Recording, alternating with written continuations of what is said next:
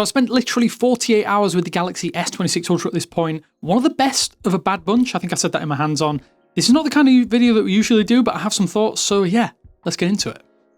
Stick around though if you want more Galaxy and One UI news and deep dives, plus comparisons with other devices in the coming weeks. I'd love to have you as part of the team, and yeah, it'll be a good time. Cheers.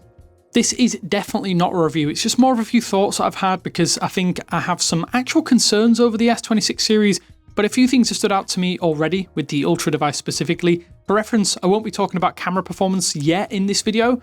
I kind of want to properly test that out and test the camera thoroughly, and sadly I actually haven't had that much time to get out there and use it. I've used the phone but not necessarily the camera.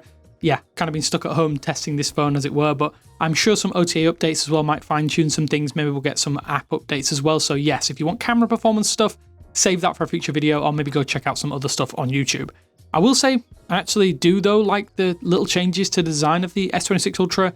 It does look the same from afar, but I think that's mostly just the confidence in the design language, and I'm kind of glad that Samsung has done that. I do prefer the camera flatness on the S25 Ultra, but this is fine. It's going to be covered in a case anyway, and I do think that not putting magnets in the back of the phone was a really silly decision. It's actually quite confusing as well. But yeah, as I say, the laziest decision from Samsung to avoid a MagSafe is not necessarily that much of a problem for the S26 lineup this year, because channel sponsor Spigen has stepped up to save the day once again this time around. I'm not exaggerating either. I've been using this Spigen Ultra Hybrid MagFit 012A, add a little bit of extra character to that design that hasn't changed much since last year. Personally, I think the refreshed 3D internals are an absolute chef's kiss, and B, the lineup I think is ideal as it gives me that all-important magnetic aka MagSafe connectivity I'm moaning about.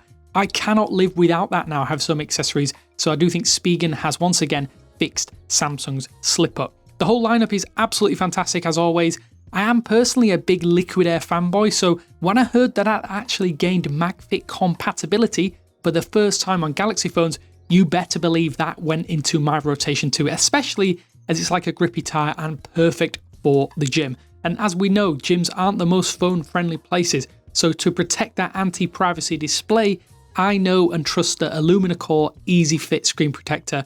It will keep the screen beautiful and scratch-free, plus it takes under a minute to get that perfect bubble-free fit, ideal for anyone who wants to keep their screen protected. Spigen has also just come out with the super travel-friendly foldable Qi 2.2 certified 3-in-1 charger to top up my Galaxy earbuds or any other earbuds, the S26 Ultra and my Galaxy Watch 8 Classic, because I can fold it up as well and keep my tech true of choice chargers without having to think about it. It's a really great travel companion and it will be in years to come. If you do happen to have the Galaxy Buds 4 series device, then check out the LockFit Buds Pro 4, as this case is going to keep these protected for a long time to come.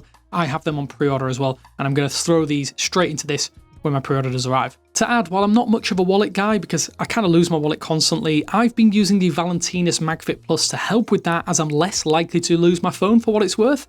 It's a super slim wallet that snaps to the back of my phone, can hold banknotes and up to 3 cards, which I think is perfect for an ID, a backup card, and in my case, a coffee loyalty stamp. I have basically ditched an old wallet for this because, get this, it even lets you connect to additional magnets and mounts, no detachment of the wallet itself required. It's absolutely epic in my opinion, like practically all of Spigen's lineup for the Galaxy S26 series. So definitely go check out some of my favourites, plus the rest of the lineup down in the description below. Back to the matter at hand, and I will say, simply put, this is the best display I've ever used on a phone, period. And I know that already after 48 hours of using this. The privacy screen is incredible.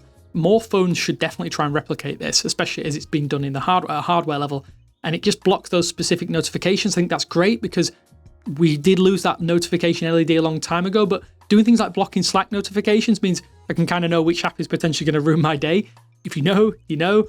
For banking apps, I think this is going to be amazing as well, because yeah, I don't need my friends knowing how much I've spent on Pokemon cards over the last couple of weeks. I don't actually like though the fact that you have to manually enable it for the main system, so the main system UI and the home screen, that kind of thing. I find myself turning it off and on for a little bit, then disabling it because it's kind of getting on my nerves, as it can make some things look a little bit washed out or dimmed, which means you then have to adjust the brightness levels to account for this, especially for things like videos and social media.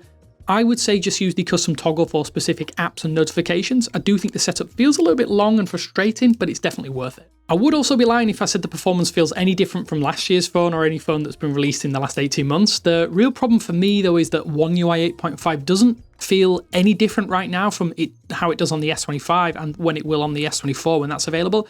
Yes, the number's bigger in terms of the chipset, if you do truly care about that. This is a beast. Let's not laugh and joke about it. It would have been nice to have had more RAM on some of the models, but yeah, it is what it is. I will say Galaxy AI and those few pixel features that jumped over, I've played around with them and I'll be honest, they're fine, but they're not essential. Kind of like they are on Pixel phones. I do love the gallery screenshot organizer tool thing. I do think that's going to be more useful than Pixel screenshots. Now Nudge hasn't triggered enough for me yet to ascertain how good it will be versus Magic Q. I think it will be more useful for me though, because it works in the apps that I care about, like WhatsApp for instance, which is kind of all Samsung really needs to do with their Galaxy AI suite with this. Just get those tools in places people will use them and not force you to go out of your way to do so. I think that might usurp the Pixel in that respect. So yeah, I'm kind of excited to see how this develops, but at this point in time, hasn't developed all that much or hasn't triggered all that much. Let's get into the S Pen for a moment. Apart from the design change and the fact that it's only in two-tone colours, I think I haven't really used it or not felt the desire to use it, and that might be a bad thing. The lack of new features is a little bit damning as well, and I do genuinely think the days are numbered, to be quite honest with you, which is a little bit concerning because this was one of those things that helped sell the switch over from the Note series to the S series. So yeah, doesn't look good for the future of the S Pen. As for the battery, so far it's been okay.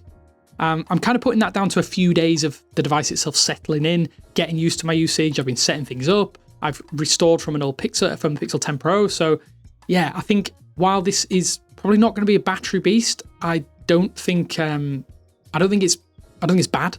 I do like the faster charging though, which has been really, really nice to use because that was probably one of my biggest pain points with the S25 Ultra, and there is a comparison of that coming soon, by the way. I do like the fact that 65-watt charging or 60-watt charging, I can't remember which one it is, I'll put it on screen if it's the correct number, is a little bit faster with support charger. So yes, you can top up that battery faster if you do start to hit lower numbers throughout the day, which yeah, kind of is fine in my opinion.